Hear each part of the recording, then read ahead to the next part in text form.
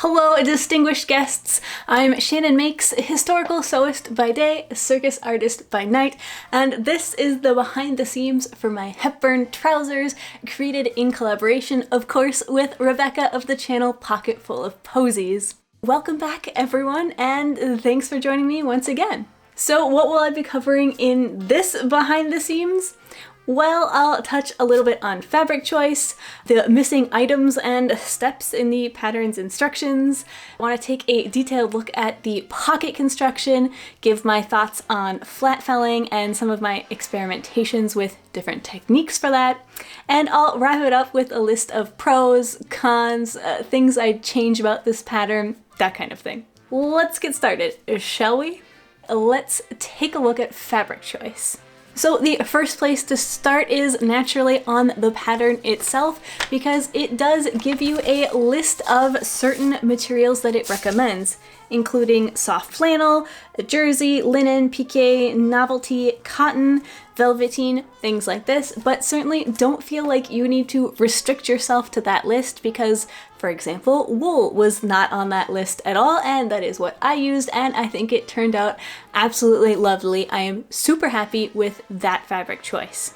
So I knew that I wanted something flowy and drapey, and for this specific pair of pants at least, I didn't want anything that was going to be too heavy or stiff because that just wasn't the look that I was going for. And I know that I did joke about it being spring and me making wool pants just in time for spring, but these are in fact incredibly lightweight wool, and it just has the most lovely drape and movement to it.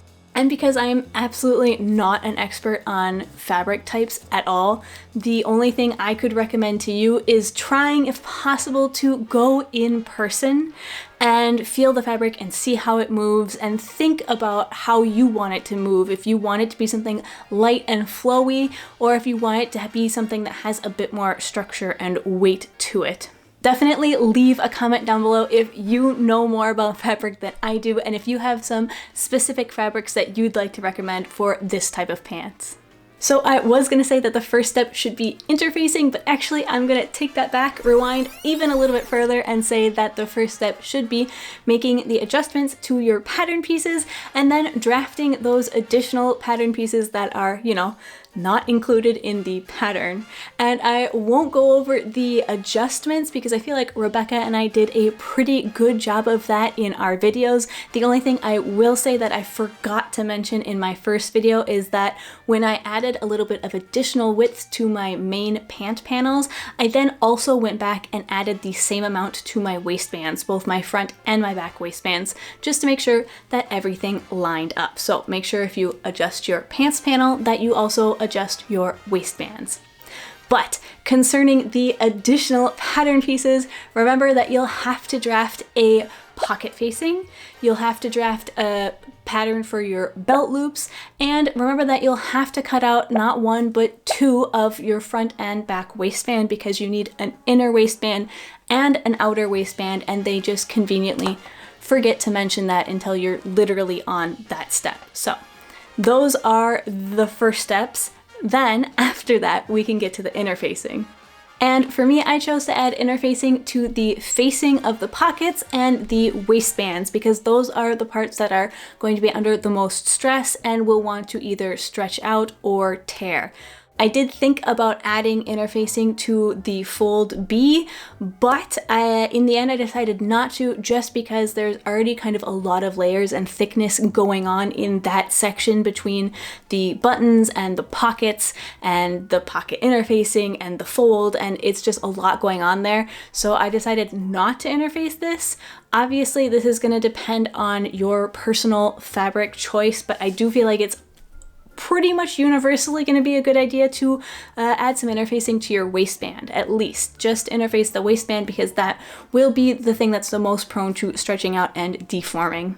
Then I sewed in the darts, You guys know how to do that, nothing super special there. And then I sewed in the pleat. And let me just say, I am super glad that I did this because it just makes these pants so low maintenance. And I know that it's not my favorite look, but I'm pretty sure I have in fact seen Katharine Hepburn herself wearing pants with a sewn-in pleat. And I think that the key to making this look nice and not tacky is really to get that stitch line as close as possible to the edge of the dart. And to do that, I highly recommend, after you've marked where the beginning and end of that pleat is, before you do anything else, so you have individual floating panels, they'll be easy to work with, fold it along that pleat line, give it a nice really solid press, and then just sew carefully and slowly as close to the edge as you can. Another little tip that I will give that worked well for me was not to back tack at the beginning or end of the pleat. I just put my foot down and started sewing, and then when I got to the end, I did not back tack, I just stopped. I left myself a nice long tail, and then I threaded those tails onto a needle, threaded it into the back side of the fabric where I could then tie a couple knots, but I think that gives a much cleaner look than if you do the back tack. I thought it looked quite nice. Of course, you don't have to do it. It's much faster just to back tack, but I think it gives a little extra class to the pleat. And then next we have the pockets, and because some of you have expressed confusion or interest in them, I'll be going through them a little bit more step by step. So step one is to seam the outside of the pocket facing to the wrong side of the pocket at the side, matching the registration marks. So here I have the interfacing to help signify which side is the wrong side. So we'll just line up the notches and stitch along this edge. Next, it says to clip the seam and turn facing outside, and this is very important for getting a clean finish. So clip into the fabric, getting as close to the seam as possible, and I'd recommend, from experience, erring on the side of clipping a little bit too low, because if you clip a little bit too high, you'll still get a little bit of puckering when you turn it around. Step 2 says turn in edges at side and lower and stitch along stitching line on pocket B, but it's gonna make your life easier if you include a couple more steps here. So first of all, iron open this seam that you've just sewn. This will give you a cleaner edge when you turn it. Then iron in all the other seam allowances on the pocket facing as well. Then you can turn it over, pin it, and stitch along these 3 edges. That takes care of both step 2 and 3, and now it tells you to work the buttonhole marked on the facing. Except, as you know, there is no pocket B facing, so we're left to guess where it should go. They seem to imply that there was only one button, but that feels like a rather large space to only hold clothes with one button, and I personally would prefer to avoid a cold breeze on my thighs, so I chose to put 2 buttons in. I spaced them out about like this, but in retrospect, I actually would move the bottom one up a little bit, so maybe more like this. So insert your buttonholes however you prefer, and may they look better than mine, but take comfort in the fact that even if they are ugly, they will be hidden. Step 5 says to click the like button if you're finding this video useful. Okay, sorry, that was actually an awful segue, but seriously, if you are finding this information valuable, giving it a like helps other people find the video and make use of this information, so it is much appreciated by me. In reality though, step 5 says to seam the pocket to the front above the double dots, right sides together, matching the marks. Now, here's where not having a visible good and bad side to your fabric makes it a bit confusing, because it's not clear which edge of the pocket should be sewn to the front, but fortunately I sort of foresaw that problem when I was making my mock-up, which does have a good and a bad side, so I took a few photos of it for my own future reference, and it should look something like this. The pant is right side up on the ironing board, and the pocket is sitting so that the side with the facing is facing up, and opposite the side you're pinning. So don't pin through the faced edge, pin through the other edge. And then you're just going to sew this line up here from the top down to the dot, attaching the pocket to the front. Step 6 is to turn the pocket to the inside and top stitch the front edge from the top down to the dot. That's easy enough, but then what the instructions don't mention is that you need to clip this seam here too if you want things to lie flat later on. So go ahead and clip it carefully, same way as you did before, then press it open, then turn the pocket to the inside and top stitch that edge. With that done, we can move on to step 7, which is to fold the pocket and French seam it. This sounded a little confusing at first, but it's really not that bad. The one thing I would recommend though is to first lay down your pocket, align the two front edges perfectly, and then if that curved bottom edge no longer matches up, as was the case for me, to go ahead and trim them now, redoing the registration marks if you need to, because right now it's quite easy to see how the pocket should sit in order to be properly aligned. But once you turn it inside out to sew that first line of stitching for the French seam, it's going to be much less obvious, and it's really helpful to just know that your edges match up perfectly and that all you have to do is fold it in half and line them up, and Bob's your uncle. So you stitch the pocket inside out, sewing from the fold to that little corner there. Then trim the edges down, turn the pocket inside out, and stitch the second line of stitching, trapping those raw edges forever inside the seam allowance. That brings us to step 8, which tells us to baste the tops together and then to the front piece. But I just did it all in one step, kind of lining everything up, pinning it down, and stitching through both layers of the pocket as well as the front panel all in one pass. This just makes sewing the waistband on later a much simpler process. And voila, you should have a completed pocket. Then I just attached the fold onto the back in a very similar process to how the pockets went onto the front. I sewed it on, right sides together, then ironed all the edges under, folded the fold in half, and stitched all around the edges. I will say that I found it helpful to baste it first because my raw edges kept wanting to pop out. So some of my thoughts on the pocket situation. First of all, don't be afraid to try a test pocket, and second of all, don't be afraid to mess up. Even after doing successfully 3 pockets, so 2 on my mock-up and the first one on the real deal, I still completely biffed pocket number 4. I don't know what happened, I just finished it, French seams and everything, and looked at it and realized it was completely backwards. So I just seam ripped it and redid it carefully, and you know what, it was fine. So if you're a little bit nervous about it, go slow, keep referring back to the instructions, or perhaps more helpfully to this video, and take photos of your mock-up if you did a mock-up, and just remember that, you know, it's okay, you can always seam rip it if you ended up with things backwards. So now that the pockets and the folds are done, I'd recommend sewing up the legs and trying them on before you attach the waistband. And then you could attach the outer waistband and then I'd say try it on again. And then maybe even attach the inner waistband and then try it on again. Like, just, I can't tell you, keep trying these pants on, especially if you didn't do a mock-up.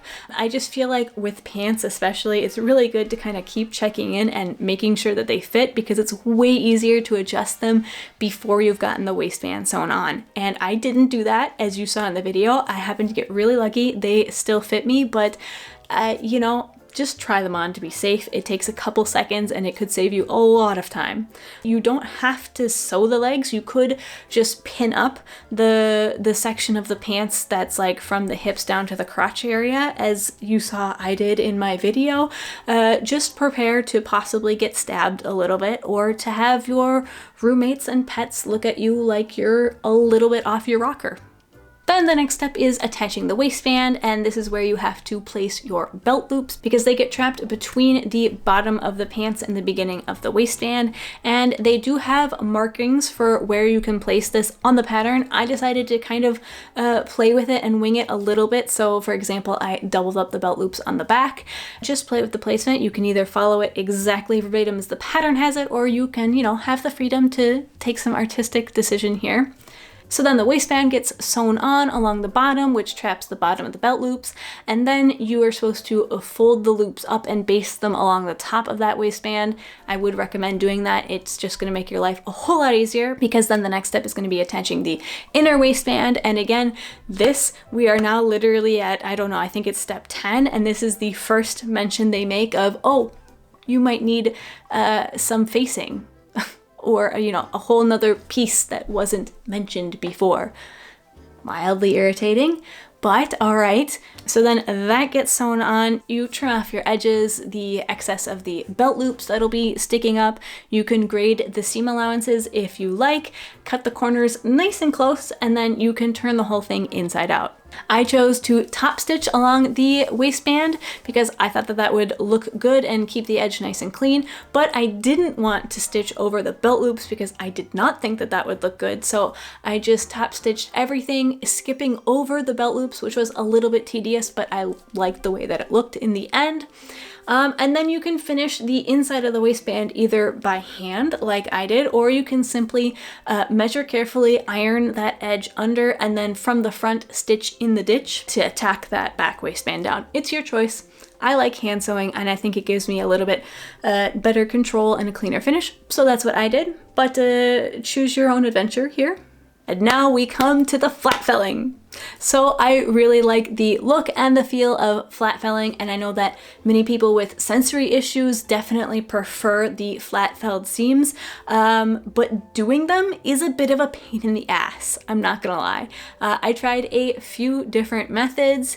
There were 4 long seams to flat fell after all, and so what I would recommend doing is I would recommend doing the out seams first, since those are the ones that are going to be the most visible when you wear the pants, and then doing the inseams second, and then basting those by hand perhaps, because I found with my fabric and my machine at least that that made it lay a lot cleaner when I passed it through the machine. So the thing is, because the pant leg is a tube, when it's all finished, whichever seam you sew first is going to be really easy to access because you can still lay the leg completely flat. Then when you sew the second one, that's when it turns into a tube, and that's when it gets considerably more of a hassle to pass through your machine. So that's why I recommend doing the out seams first, just because they're more visible, and that way if you have a little bit of issues with the second seam where everything's a little bit more cramped, those are on the inseams and they're considerably less visible. Also, like I said, I found that basting those seams down definitely made a difference, because I did one inseam without basting and one inseam with basting, and while the basting did take longer, it definitely eliminated a lot of those tension issues.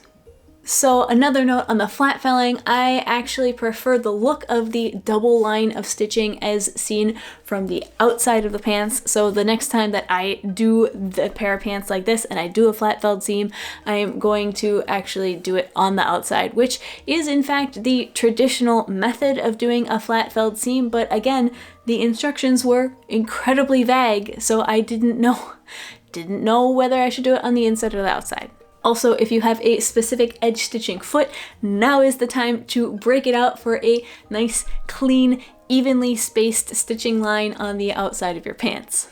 So that pretty much wraps it up for me in terms of the construction details, and now let's look at the pros and cons and changes.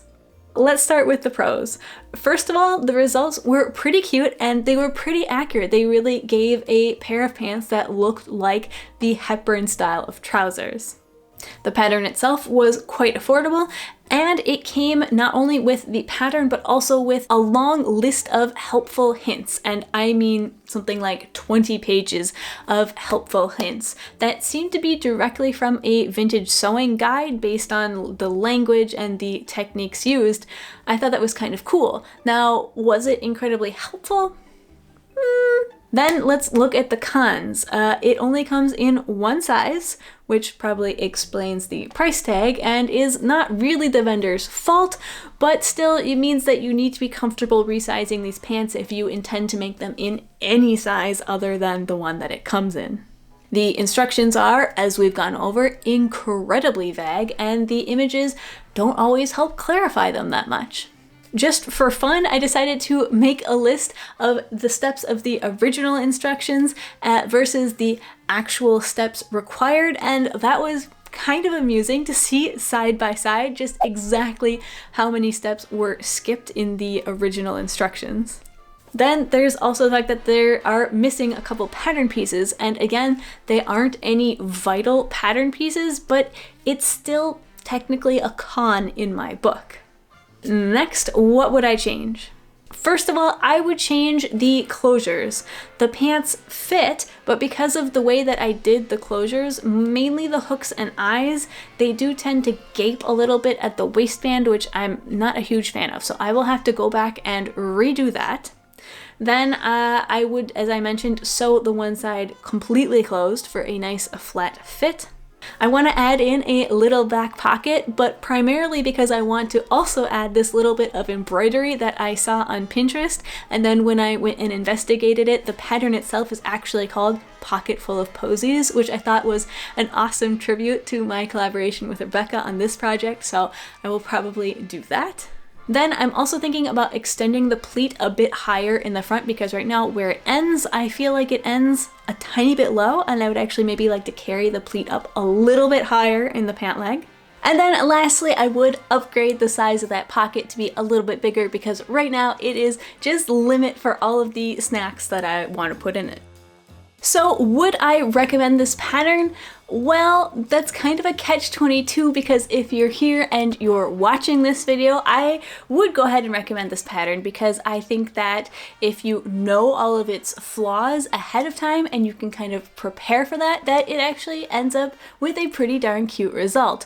But if you didn't have this video and you were only a beginner or early intermediate sewist, I wouldn't necessarily recommend this pattern to you, but then again, you wouldn't know that because you wouldn't have seen the video, so it's kind of a vicious cycle. But overall, I would say that I would recommend it if you were an adventurous, intermediate, or higher sewist. I know that's kind of vague terms, but if you're just starting out, I think there are definitely easier patterns to work with than this one.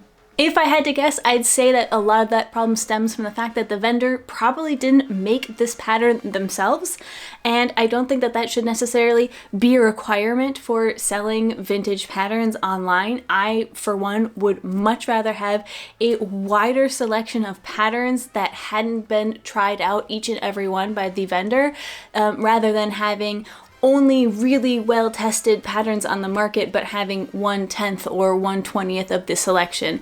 So I don't think that's necessarily a requirement, but I do think that Lauren of Wearing History does test all or almost all of her patterns that she releases, and she grades them to multiple sizes. So I would say that if you're looking to get into vintage patterns and test the waters a little bit, I would definitely recommend to go look and see if there's any from Wearing History that you really like.